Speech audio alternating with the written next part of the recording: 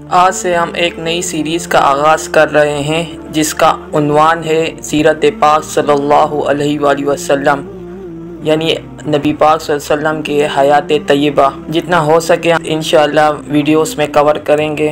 آپ سے گزارش ہے کہ اگر آپ ہمارے چینل پہ نئے ہو تو ہمارے چینل کو سبسکرائب کیجیے اور بیل آئیکن کو لازمی دبائیے تاکہ اس کے بعد آنے والی ہر ویڈیو کا نوٹیفیکیشن آپ کو مل سکے۔ شکریہ۔ اسلام سے قبل سرزمین عرب کی حالت زار۔ اسلام سے پہلے عرب تاریکیوں میں ڈوبا ہوا تھا۔ لوگ خدائے واحد کو بھول چکے تھے۔ ہر طرف جاہلیت کا دور دورہ تھا۔ عرب کی سرزمین پر خدا کا نام لیوا کوئی نہ تھا۔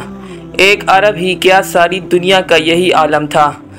دراصل عرب کا دور جاہلیت دو نبیوں کا درمیانی زمانہ ہے، جس میں کوئی صاحب وحی نبی، کوئی شریعت اور کوئی الہامی کتاب نہ ہو۔ یہ دور حضرت اسماعیل علیہ السلام کی وفات اور حضرت صلی اللہ علیہ وآلہ وسلم کی بعثت کا درمیانی زمانہ ہے، جو دور جاہلیت یا دور فطرت کہلاتا ہے، جس میں لوگ گمراہی کا شکار ہو چکے تھے، خدائے واحد کو چھوڑ کر بتوں کی پوجا کرتے تھے۔ جغرافیائی اعتبار سے عرب ایک جزیرہ نما ہے جس کے 3 اطراف پانی اور ایک طرف خشکی ہے۔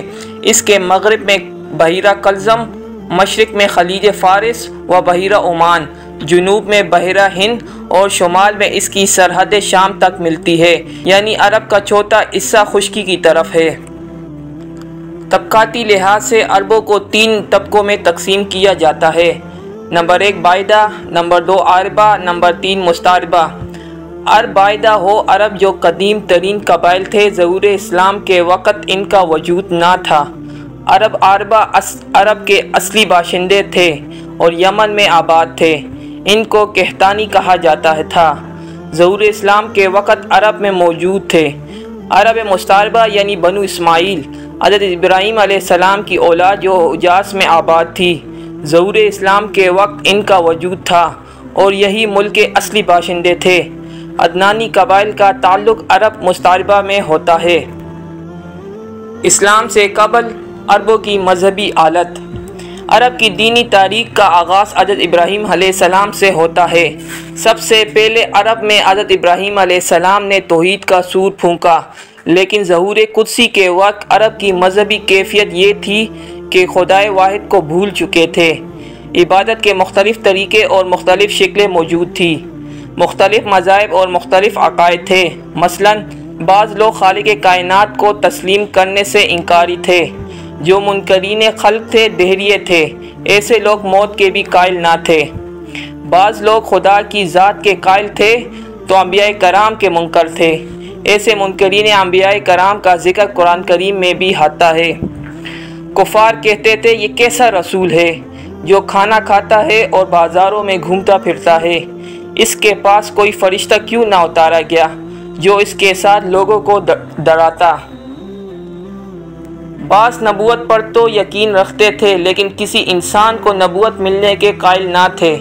ان کے خیال میں کوئی انسان نبوت کے درجے پر فائز نہیں ہو سکتا، بلکہ کوئی فرشتہ نبی بنا کر بھیجا جا سکتا ہے۔ بعض خالق کائنات اور موت پر اپنا یقین ہونے کا اقرار کرتے تھے، لیکن جزا و سزا کا تصور ان کے پاس نہ تھا۔ بعض عرب تناسخ کے قائل تھے۔ ان کا خیال تھا کہ جب آدمی مر جاتا ہے تو اس کے دماغ اور دیگر اعضاء کا خون جمع ہو کر ایک پرندے کی شکل اختیار کر لیتا ہے۔ اہل عرب میں ایسے بھی تھے جو فرشتوں کو خدا کی بیٹیاں کہتے تھے۔ فطرت کی ہر چیز، آگ، دریا، چاند، پہاڑ کی پوجا کرتے تھے۔ مذاہب یعنی بت پرستی۔ ان سب میں بت پرستی سب سے زیادہ عام تھی، بلکہ یہ کہنا چاہیے کہ پورے عرب میں ان تمام عقائد کو ماننے والے تو موجود تھے، لیکن بت پرستی زوروں پر تھی۔ بتوں کی پرستش کرتے ان کو خالق سمجھتے۔ ان کے نزدیک تمام خیر و شر کے مالک یہی بت تھے۔ تمام ضروریات زندگی یہی بت فراہم کرتے تھے۔ بت کیا تھے؟ ان کے دیوتا تھے، جن کو ضروریات زندگی کے مطابق مختلف ناموں اور مختلف کاموں سے منسوب کر دیا تھا۔ ان کی تعداد اتنی زیادہ ہو گئی تھی کہ ظہور قدسی کے وقت 360 بت خانہ کعبہ میں جیسے مرکز میں موجود تھے، جو اہل عرب کا سب سے بڑا بت کدہ تھا۔ بت پرستی کی ابتدا کیسے ہوئی؟ اس کے لیے بعض مورخین نے عمرو بن لہی کو اس کا بانی قرار دیا ہے۔ کہتے ہیں عرب کا مشہور قبیلہ خزاعہ اس کی نسل سے تھا۔ ایک مرتبہ وہ ملک شام کے کسی شہر میں گیا، وہاں اس نے لوگوں کو بتوں کی پوجا کرتے ہوئے دیکھا تو پوچھا ان کو کیوں پوجتے ہو؟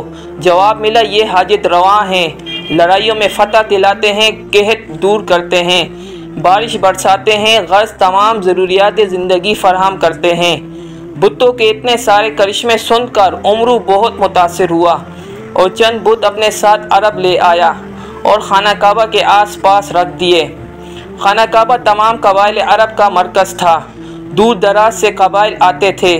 عمرو بن لہی کے لائے ہوئے ان بتوں سے متاثر ہوتے چلے گئے اور اس طرح عرب میں بت پرستی بڑھتی چلی گئی۔ لوگ سورج، چاند، آگ، دریا کی پرستش تو کرتے ہی تھے، بتوں کو پوجنا بھی انہیں بڑا اچھا لگا۔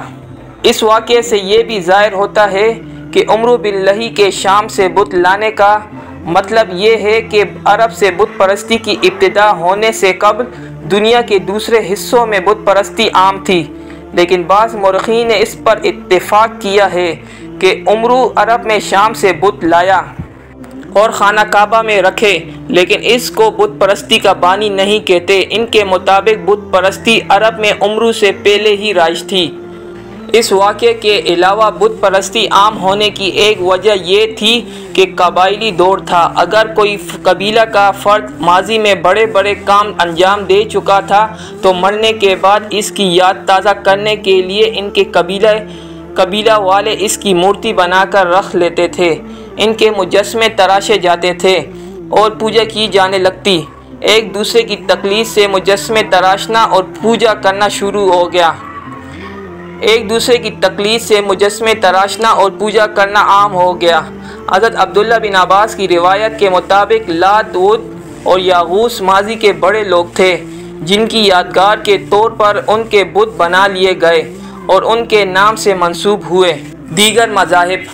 بت پرستی کے علاوہ مختلف مذاہب تھے جن میں یہودیت، عیسائیت، نصرانیت ایک مدت دراز سے عرب میں رائج تھے۔ عرب میں یثرب سے شام تک یہودیوں کے قلعے اور آبادیاں تھیں۔ خیبر و فدق میں بھی ان کی بستیاں موجود تھیں۔ مدینہ منورہ، یثرب میں تو یہود کا پورا غلبہ تھا۔ عربوں کے مذہبی عقائد سے یہود کافی متاثر ہوئے۔ عیسائیت دراصل روم اور حبشہ کی سلطنت کا سرکاری مذہب تھا۔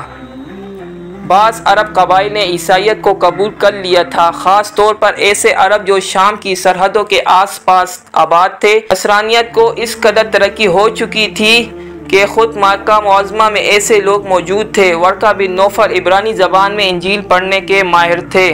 قبل از اسلام اہل عرب دین ابراہیمی کو بھول چکے تھے۔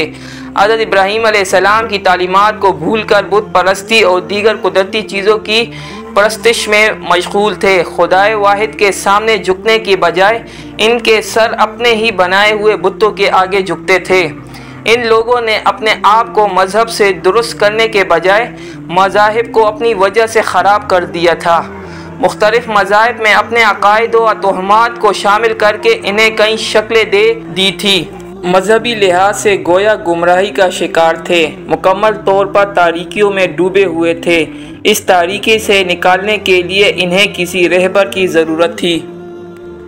قبائلی نظام۔ قبل از اسلام عرب میں قبائلی نظام تھا اور اس نظام کی تمام خرابیاں اس میں موجود تھیں۔ ہر قبیلہ دوسرے کو نیچا دکھانے کی فکر میں رہتا تھا۔ آئے دن لڑائیوں کا سلسلہ جاری رہتا تھا۔ شہر حرام میں بنو قیس اور قریش کے درمیان حرب و فجار کا سلسلہ جاری تھا۔ قبائل اپنی اپنی جگہ خود مختار تھے، کوئی منظم حکومت تو تھی نہیں، اس لیے اجتماعیت کی جگہ انفرادیت کو اہمیت حاصل تھی۔ معاشرتی حالت۔ جن لوگوں کا کوئی مذہب نہ تھا، جن کی کوئی سیاست نہ تھی، ان کی سماجی یا معاشرتی حالت کیا ہوگی؟ معاشرتی طور پر بھی مکمل پستی کا شکار تھے، تہذیب و تمدن کی دوڑ میں بہت پیچھے تھے۔ رہائش کے اعتبار سے عرب کی آبادی دو حصوں میں منقسم تھی، حضری شہروں میں رہنے والے، بدوی صحراؤں میں رہنے والے خانہ بدوش۔ اخلاقی عادات۔ سماجی اعتبار سے تمام اخلاقی برائیوں نے اس معاشرے میں جنم لیا تھا۔ ان کی ضعیف الاعتقادی نے مختلف اقسام کے خرافات اور توہم پرستی کو پھیلا دیا تھا۔ جنگجوئی، انتقام پسندی، سفاکی اور خونریزی عربوں کی فطرت میں داخل ہو چکی تھی۔ قبائلی دور تو تھا ہی، اس لیے آپس میں سبقت لے جانے کی جدوجہد میں اکثر خون کی ندیاں بہا دیتے تھے۔ اپنی شجاعت و جرأت کا نشانہ اپنے ہی بھائیوں کو بنا رکھا تھا۔ بیکاری اور کاہلی نے شراب اور جوئے کی عادت کو زندگی کا ایک جزو بنا دیا تھا۔ انسانی حقوق کے لیے کوئی قانون نہ تھا۔ عورتوں کو انتہائی ذلت کی نگاہ سے دیکھتے تھے۔ بعض قبائل میں دختر کشی کی رسم عام تھی، یعنی بیٹیوں کو پیدا ہوتے ہی زندہ دفن کر دیتے تھے، کیونکہ بیٹی کو ذلت سمجھتے تھے۔ دختر کشی کی رسم کے بارے میں قرآن کریم میں ہے، جب ان میں سے کسی کو لڑکی کی پیدائش کی خبر دی جاتی تھی تو اس کا منہ سیاہ پڑ جاتا تھا اور وہ خون کے گھونٹ پی کر رہ جاتا ہے۔ اس بری خبر کی وجہ سے لوگوں سے چھپتا پھرتا ہے اور سوچتا ہے ذلت کے ساتھ اس کو قبول کرے یا زندہ زمین میں دفن کرے۔ اس کے علاوہ شراب نوشی، جوا کھیلنا، سودی کاروبار، لوٹ مار اور ڈاکہ ان کی عادت کا ایک حصہ بن چکی تھی، اور اپنے سے اس حصے کو ترک کرنا ان کے لیے انتہائی مشکل بلکہ ناممکن ہو گیا تھا۔ عورتوں کے پیٹ چاک کر ڈالنا، معصوم بچوں کو تحقیق کرنا، زناکاری، قمار بازی جیسے حرکات بھی عام تھی۔ عرب اخلاقی برائیوں کا مجسمہ تھے، لیکن ان میں چند ایک صفات بھی تھی، مثلاً کرم و مہمان نوازی، ایفائے عہد، شجاعت جیسے اوصاف کے مالک تھے۔ بڑے سے بڑے دشمن کو بھی معاف کر دیتے۔ شعر و شاعری میں بھی کمال حاصل تھا۔ اس معاشرے میں افراد کے اعمال و اخلاق متضاد قسم کے تھے۔ نیکی و بدی، خوبیاں و خامیاں دونوں موجود تھی، یعنی ہر عرب شاعر خاطب حسب و نسب پر فخر کرنے والا، خواہشات کا پیکر، انتقام و استقلال اور فحش برائیوں کا مجسمہ بھی تھا، اور شجاع، بہادر، مہمان نوازی، سخی، وفادار، وعدہ اور قول کا پکا بھی تھا، اور جب موقع پڑ جاتا تو ایک دوسرے کا سر کاٹ لیتے تھے، بلکہ ان کی اولاد بھی اسی انتقامی کارروائی کا نشانہ بن جاتی تھی۔ ان لڑائیوں کو ایام العرب کا نام دیا جاتا ہے۔ ان کی برائیاں جو ان کی اخلاقی عادات کا حصہ بن چکی تھی، اس بری طرح غالب آ چکی تھی کہ جب ہم عرب کی سماجی یا معاشرتی حالت کا جائزہ لیتے ہیں تو لاتعداد برائیاں ہی سامنے آتی ہیں، لیکن بغور مطالعہ کے بعد ان کے اوصاف کی نشاندہی بھی ہوتی ہے۔